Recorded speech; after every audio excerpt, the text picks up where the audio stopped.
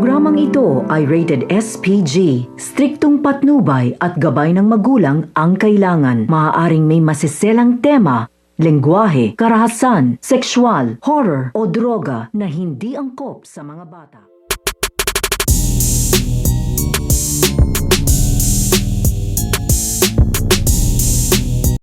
Ang muling pagkikita nito nga si Lily at ito nga si Carlo Dalisay dahil sa pagsugod nito nga tapos Aguila ni Presidente Oscar at ito nga si Carlo dito nga sa palasyo upang bawiin na nga nila dito ang posisyon dito nga daw kay Lily ay magtatagumpay naman ditong makapasok dito nga sila Carlo Dalisay dito nga sa loob ng palasyo upang makaharap nga nila dito ito nga si Lily. Kaya nga ito nga si Lily ay takot na takot nga ito nang makaharap nga na dito ito nga si Carlo at ito nga si Presidente Oscar at nagmamakaawa na nga dito ito nga si Lily na wag nga daw siya ditong papaslangin dahil binabantaan at tinututukan na nga siya dito ng baril ito nga ni Carlo at ito nga ni Presidente Oscar. Kaya nagmamakaawa na nga dito ito nga si Lily dahil hindi na nga niya dito alam kung paano pa nga ito makakaligtas at makakatakas ito nga sa pagtutok nga ng baril nga sa kanya nito nga ni Carlo at ito nga si Presidente Oscar. Dahil dito na nga binuhos ito nga ni Carlo Dalisay at ito nga ni Presidente Oscar ang kanilang sama ng loob at galit dito nga kay Lily dahil nga sa pinaggagawa nga nito ay hindi nga doon nila ito mapapatawad. Kaya nga ito nga si Lily ay napapaiyak na nga ito habang nagmamakaawa dito nga kay Carlo at dito nga kay Presidente Oscar. So pakakaabangan nga natin dito kung ano nga ba ang gagawin ito nga ni Presidente Oscar at ito nga ni Carlo Dalisay